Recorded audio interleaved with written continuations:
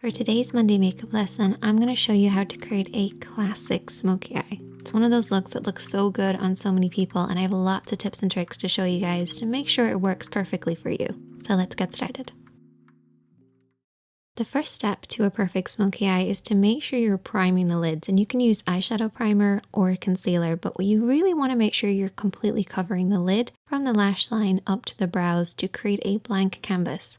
This is to disguise any discoloration that we might naturally have on our lids and also give the eyeshadow something to hold on to. So you actually want to leave your eyeshadow primer or concealer just a little sticky. This will actually grab hold of the shadow. However, I do have a little trick to make sure you also get a good blend, so we'll get to that in a second.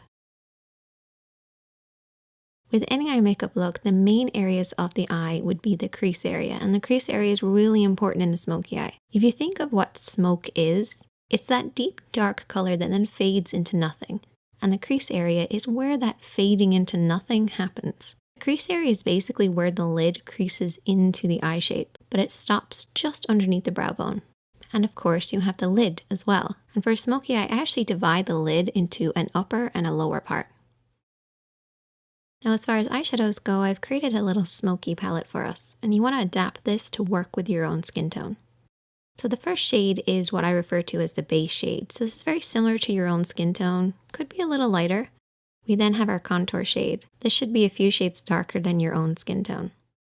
And then you have your mid-tone, and your mid-tone is probably the most important. A lot of people refer to this as the transition shade. This is somewhere in between the base and the contour. That's why I call it a mid-tone, because it's a middle tone. And then we have our smoky shadow. So our smoky shade is basically whatever type of smoky eye that you want to create. I'm going to create a black one.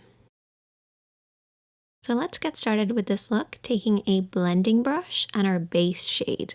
And this is my little trick to get that perfect blend. We're basically going to start at the crease of the eye and then work up underneath the brows. So you want to pack on this base shade to create a silky powdery effect, but avoid the lid.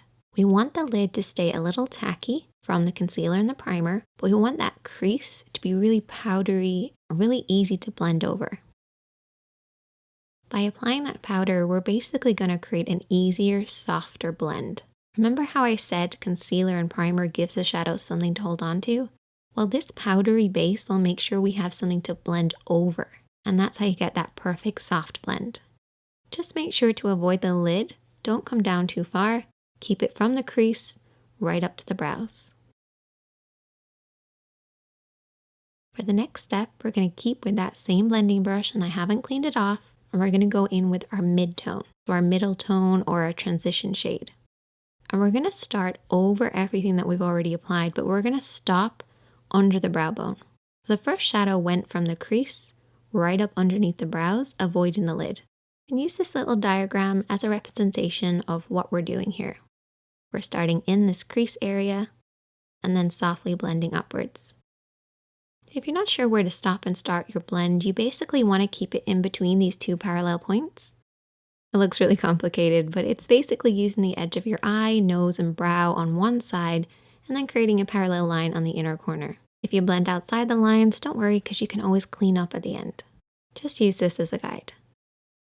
Then we're going to take a clean blending brush, and I always keep a clean blending brush handy for every look, but in particular when you're doing a smoky eye. Go over everything that you've applied to soften out any harsh lines. No additional product needed, just soften out those lines. Now we're going to move on to applying the contour, and I need you guys to take a brush that's got a lot of control in it. So maybe a flat brush or a pencil brush or a brush like this, which is somewhere in between. It's one of my favorites. And picking up a little bit of that contour shade, which is one of the darker shades from this palette, we're going to apply this all over the lid area. So I want you guys to keep this just to the lid, bringing it up to where that mid-tone starts in the crease, but don't go beyond that point. Really focus on the roots of the lashes and softly blend this over and back, covering the lid. Try to avoid blending this up too high because that can ruin the look. You want to keep it nice and deep and low. So what we're going to end up with is a deep dark look right at the roots of the lashes that then fades upwards, fading into that mid-tone, into that crease, and up underneath the brows.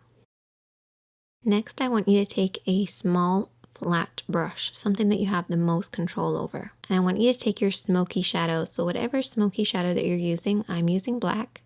And there's two ways that you can apply this. You can bring your hand down onto the lash line, or you can come at it straight on. As you can see, my hand is pretty much at the level of my nose as I'm applying this. I'm applying it using the lash roots as my guide, and follow the natural shape of your lash line. If you have your hand too low at this point, you're going to blend that black up too far.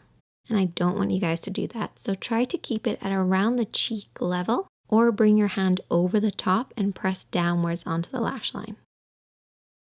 Either way, just imagine that you're creating a liner look. Just coat right by those lashes and really pack it on there. Get in between those lashes, right onto that lash line. It's really important. We have to imagine that that black is coming from somewhere, so it has to start really dark at the base. Now for shaping wise, I like to have it slightly thicker just in the center. It's almost like an oval shape. This will create that classic round shape that you get with a smoky eye. So it's slightly tapered on the inside and the outside, and highest in the middle. Before you go any further, what I want you to do is take your fingertip and really press on that pigment. Push it right at those lashes. No smudging, no blending, just pushing that on there. This will remove any fallout while also making sure we're really packing that pigment right at the roots of the lashes. Once you've done that, you can then take your small blending brush or a pencil brush and softly and lightly smudge this out. Watch for your hand placement here. What I want you guys to remember is that if your hand is low, your blend will be high. And that's good at the start because we want to bring that black from the root of the lashes upwards to about the halfway point of the lid. But if you keep your hand this low throughout the entire smudging process, you're going to end up pushing it up too high. Bring that brush slightly upwards. As you start to smudge, regain control over that brush and very softly sweep over and back. And this will prevent you from blending it up too high. You do not want it to surpass the lid and get into that crease area, depending on the look that you're doing, of course, but particularly for a classic smoky eye. Keeping it nice and low by the lashes is the best way to get that classic look. I usually split the lid into two sections, so I have a lower part and an upper part. I'm making it sound really complicated, but it's actually not that complicated. But if you learn these techniques, it will become easier, even though it sounds like I'm making it harder than it is. The next step is really important, and it's to really darken in between the lashes. So apply a pencil liner on your waterline, which is the upper tight line of your lid.